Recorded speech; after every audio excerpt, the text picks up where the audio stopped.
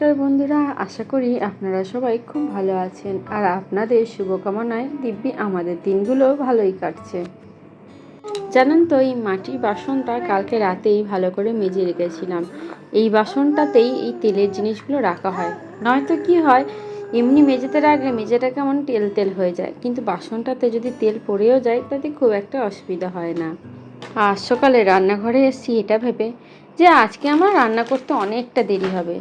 অন্যদিন কি হয়, তাড়াতাড়ি রান্না সারবো বলে তাড়াহুড়ো করি আর কিছু না কিছু ভুল করে বসে থাকি, আর যখন দেরি হয় তখন একটু বিরক্তও লাগে। তাই আজকে প্রথম থেকে ধরে নিচ্ছি যে আমার দেরি হবে, আর দেরি হবে ভেবে শুরু করলে আমি দেখেছি আমার আর কোনো কিছুতেই বিরক্তি লাগে না।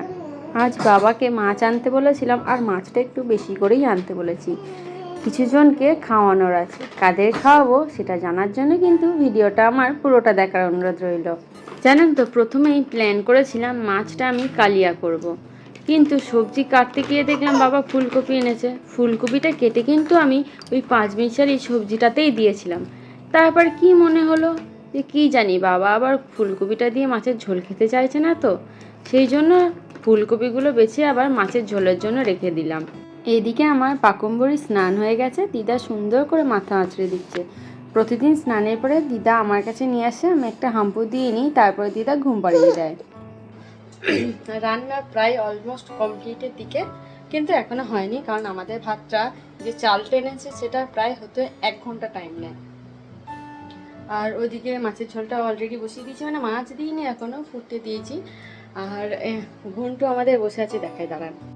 ঘন্টু বসে আছে, অ্যাকচুয়ালি ও কাল থেকে ঠিকঠাক করে খাওয়া দাওয়া করেনি, ওর খিদে লেগে গেছে, সেই জন্য বসে আছে, ওকে খেতে দেবো।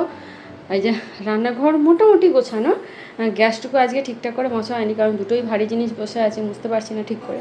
রান্না হয়ে গেলে গ্যাসটা মুছে নেবো। ও আর একটা জিনিস বলাই হয়নি, উচ্ছে আলু ভাজাটা যে এই যে কাটা আছে, এটা এখনো তো চাপাইনি, এটা বাকি আছে। এই যে ঘন্টুদের ভাত সব ঠান্ডা হয়ে গেছে, এবার পটাপট ওদেরকে খেতে দিয়ে দেবো। আর এই দেখুন, বাবা আজকে আবার ফ্রুট এনেছে, ফ্রুটটা অলরেডি ফেটে গেছে। আম এনেছে, পাকুমের বাবা আবার ফ্রুট খেতে ভীষণ ভালোবাসে। দেখি, এই দেখুন ভাতের কাছে এসেছি, ও আবার চলে এসেছে। না, দেরি করবো না, ওদেরকে খেতে দিয়ে দিই। জানেন তো, মাদের যেমন ছেলেপুলে ঠিকঠাক করে খেয়ে নিলে মনটা খুব শান্তি হয়ে যায়, আমার অবস্থা খানিকটা সেই রকমই। আমি সবসময় চেষ্টা করি ঘন্টুদের খাবারটা আর পাকুমের খাবারটা আগে আগে রেডি করে রেখে দেওয়ার।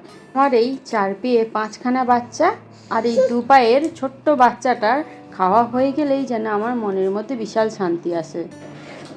এই দেখুন, আজকের মাছগুলো সব কড়াই থেকে তুলে নিচ্ছে। আসলে আজকে অনেকগুলো মাছ আছে জানেন তো, সেই জন্য ঝোল থেকে যদি না তুলে নিই, পরে খেতে যখন দেবো আর মাছগুলো খুঁজেই পাবো না। এই দেখুন, তার মধ্যে অলরেডি লেজাটার খোঁচা লেগে গেছে। লেজাটার কি অবস্থা দেখুন। দেখিনি ভালো করে আর আছে কিনা কোনো মাছ। না, কোনো মাছ নেই, হয়ে গেছে। আর এই দেখুন, আর একটা প্লেটেও তুলে রেখেছে। এই যে এবার ঝোলটা নামিয়ে নিয়ে উচ্ছে ভাজাটা বসিয়ে দিই। জানেন তো, পাকুমের বাবা আবার রান্না বান্নার বিষয়ে ভীষণ ক্রিটিসাইজ করে। পাঁচমিশালি সবজিটা দেখে বলছে যে তুমি কি জলে সিদ্ধ করেছো না তেলে সিদ্ধ করেছো। কি করব, কিছু কিছু জিনিস রান্না করতে গেলে একটু তেল লেগেই যায়। তাও বলে এরকম করে বলবে বলুন? আচ্ছা, আপনাদের স্বামীরাও কি ঠিক এই জিনিসটাই করে? যাই হোক, মেয়ের খাবারটা একটু রেডি করে দিই। ভাত তো করাই ছিল, মাছটা একটু সুন্দর করে ছাড়িয়ে দিই।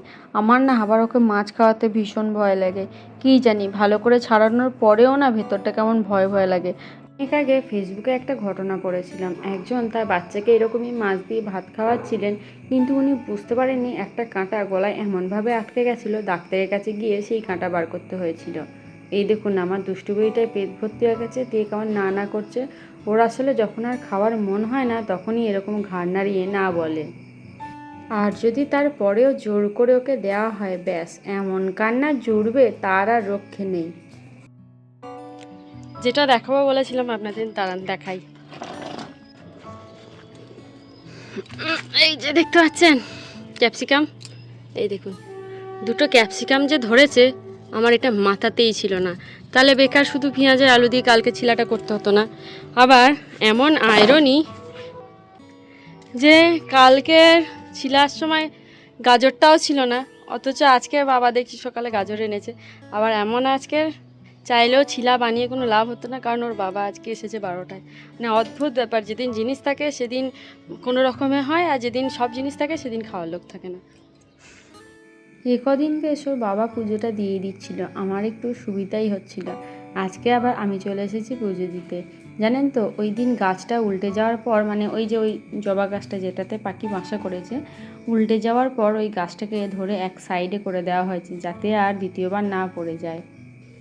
এমন কপাল, যেই ধূপটা ধরাতে গেলাম দেখলাম আর দেশলাই নেই। দেশলাই আছে একদম একতলায়। অর্ধেক পুজো রেখে এসে নিচে নেমে এসে আবার ধূপ ধরিয়ে নিয়ে চললাম। আর এই দেখুন নয়, দুটো ভাই মিলে এত উৎপাত করছে যে এরা দুজন এখন ঠিকঠাক করে খাওয়া দাওয়াই করছে না। আর কী বা করবে বলুন, গরমে আমরাই খেতে পারছি না, আর ওরা তো অবলা জীব। এই দেখুন না, আগের কদিন ধরে আমি আচারটা রোদে দিয়েছিলাম, কিন্তু এই যে গুড় আমটা রোদে দেওয়া হচ্ছিল না। নিচে ধূপ ধরিয়ে আনলাম আর একেবারে গুড় আমটা নিয়ে আসলাম, আজ একটু রোদে দিয়ে রাখি। খালি একবার বাবাকে মনে করিয়ে দিতে হবে, তাহলে বিকেলে আর আমাকে আসতে হবে না, বাবাই তুলে রাখবে। এবার রান্নাগুলো দেখিয়ে নিই। উচ্ছে আলু ভাজা, কুমড়ো ভাজা। বাবা আসলে আজকে যে কুমড়োটা এনেছিল খুব সুন্দর লাল লাল পাকা কুমড়ো।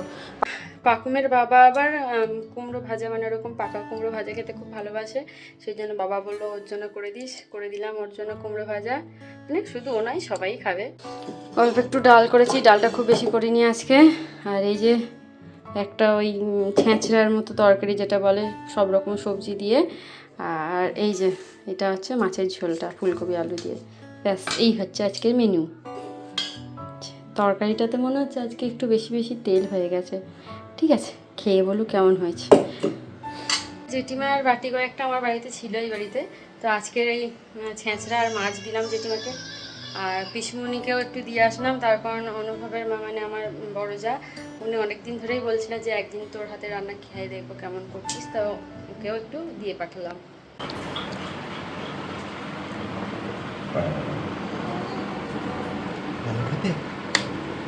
ভালো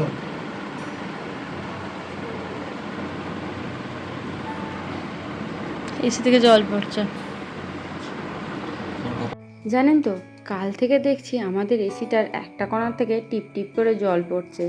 আসলে প্রতি বছর এসি সার্ভিসিং করা হয়, গত বছরও করেছিলাম, এই বছর না এখনও করা হয়নি। জানেন তো, বাবা যে ফুডটা এনেছিল কি ভালো খেতে, কি বলবো। পাকুমের বাবা আবার ওই ফুডটাকে ভালো করে কেটে নুন চিনি আর গোলমরিচ মাখিয়ে রেখেছিল, আরোই খেতে ভালো লাগছিল। কয়েক পিস ধুয়ে পাকুমকেও দেওয়া হয়েছে, ও খানিকটা খাচ্ছে, আর এই দেখুন না টিপে টিপে বার করে মাখছে। আর ওইদিকে পলুটাকে দেখছেন, আমরা যাই খাবো ওকে সেটা দিতে হবে। আমি তো আগে জানতাম আমাদের ইন্ডিয়ান বিড বোধহয় এই ফল টল খুব একটা খেতে ভালোবাসে না, কিন্তু আমাদের পলু দিব্যি সব রকমটা খেয়ে নেয়। কাল বৃহস্পতিবার, পুজো করতে গিয়ে দেরি হয়ে যাবে, তাই কয়েকটা জিনিস একটু এই কেটে রেখে দিলাম, তাতে কি হবে সকাল সকাল একটু রান্নাটা সেরে নিতে পারবো। যাই হোক, জানেন তো, সন্ধেবেলায় বৃষ্টি শুরু হলো, সেই যে কারেন্ট গেল। এখন প্রায় 10:30 11:30 বাজে, এখনও কারেন্ট এলো না। এদিকে পাকুমের আমাদের গরমেও ভীষণ কষ্ট হচ্ছে। যাই হোক বন্ধুরা, আজকেরকার মতো ভিডিওটা এইটুকুই থাক। ভালো লেগে থাকলে একটু কমেন্টে জানাবেন, সাথে একটা লাইকও করে দিয়েন। আর আমাদের চ্যানেলে প্রথম এসে থাকলে আমাদের চ্যানেলটা সাবস্ক্রাইব করে আমাদের পাশে থাকার একান্ত অনুরোধ রইল।